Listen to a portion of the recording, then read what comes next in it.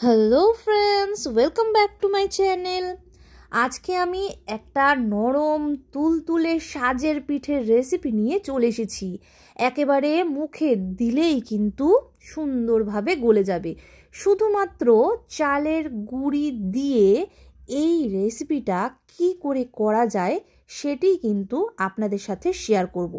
আর অল্প একটু আমি দুধেও ভিজিয়ে নিয়েছি, যাতে আরও এটা অনেক বেশি রসনার তৃপ্তি দেয়।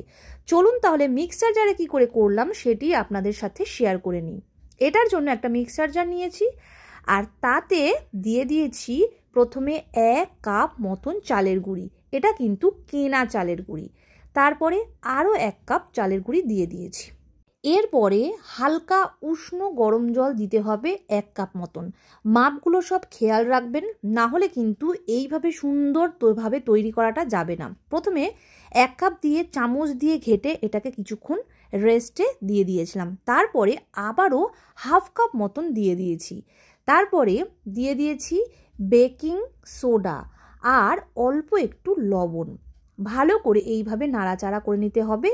তারপরে দিয়ে দিতে হবে এটাকে পেস্টের জন্য, মানে পেস্ট তো হয়েই ছিল, এটাকে ভালো করে ঘুরিয়ে নিতে হবে। ব্যাটারটা ঠিক এই রকম কনসিস্টেন্সি হয়েছে, ভাতের মাড়ের থেকে কিন্তু একটু বেশি। তাই জন্য এর মধ্যে যেটুকু জল বাকি ছিল সেটুকু জলও দিয়ে দিয়েছি। দেখুন ব্যাটারটা ঠিক এই রকম কনসিস্টেন্সি হবে। এরপরে খেয়াল করবেন যে তাওয়াটা আমি এখানে বসিয়েছি সেটা মাটির হোক বা এই রকম ফ্রাইং প্যানের হোক, সেটা কিন্তু খুব গরম হতে হবে। তার মধ্যে অল্প একটু আমি ঘি মাখিয়ে নিয়েছি। খুব গরম অবস্থাতেই কিন্তু এটাকে দিয়ে দিতে হবে এবং তারপর মিনিট খানেকের জন্য চাপা দিয়ে রাখতে হবে লো ফ্লেমে। একদম পুড়বে না, নিচটা নোংরা হবে না, সুন্দর সাদা সাদা উঠবে। দেখুন সেদ্ধ হয়ে গেছে, আশা করি আপনারা দেখেই বুঝতে পারছেন। এটাকে একদম একেবারেই পটাশ করে তুলে নিয়েছি। যাদের এইভাবে তোলার ঝামেলা থাকে তারা কিন্তু খুব সুন্দর করে কাজটা করতে পারবেন। একেবারে হাই ফ্লেমে দিয়ে কাজটা করবেন, তাহলে কিন্তু সহজে এটা এইভাবে উঠে যাবে। আর গ্যাসের ফ্লেমটাকে সবসময় চেষ্টা করবেন হাইতে রাখার। তার সঙ্গে যখন চাপা দেবেন এটা একটু মিডিয়ামে করে রাখবেন। দেখুন একদম সুন্দর সাদা সাদা ঝপাঝপ উঠে গেছে এই কুটরিগুলো থেকে। দেখুন বন্ধুরা কতটা স্পঞ্জি হয়েছে আর জালিদার হয়েছে, আপনাদেরকে ভেঙে দেখিয়ে দিচ্ছি।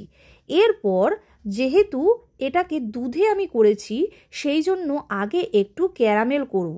গুড়টা আমার সেই সময় হাতের কাছে ছিল না, তাই ভাবলাম যে চিনি দিয়েই একটু ক্যারামেলাইজড করে নিই। সেই জন্য অল্প জল দিয়ে চিনি দিয়ে এটাকে ভালো করে রঙটাকে চেঞ্জ করে নিয়ে চিনিটার এর মধ্যে দুধ ঢেলে নিয়েছি। দুধটা একদম ফুল ক্রিম দুধ নিতে হবে, যাতে পিঠেটা খাওয়ার সময় মনে হয় যে হ্যাঁ একটা জিনিস খাচ্ছি বটে।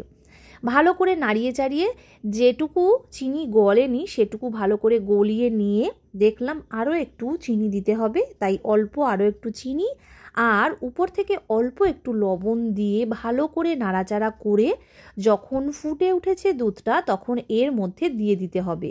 খেয়াল রাখবেন যে দুধটার মধ্যে জানি খুব ভালো করে এগুলো চুবে যায়। খুব বেশিক্ষণ ধরে ফোটাবার দরকার নেই। আর একেবারে ঠান্ডা করে নিয়ে ফ্রিজে রেখে খেয়ে নিন পরের দিন। সঙ্গে সঙ্গে অবশ্য খেতে পারেন, তবে বাসির টেস্টটা যেটা হবে সেটা কিন্তু অতুলনীয়। ভালো লাগলে অবশ্যই লাইক, কমেন্ট, শেয়ার আর সাবস্ক্রাইব বাটনটি প্লিজ প্রেস করে দেবেন। সো আজকের মতন এটুকুই, বাই বাই।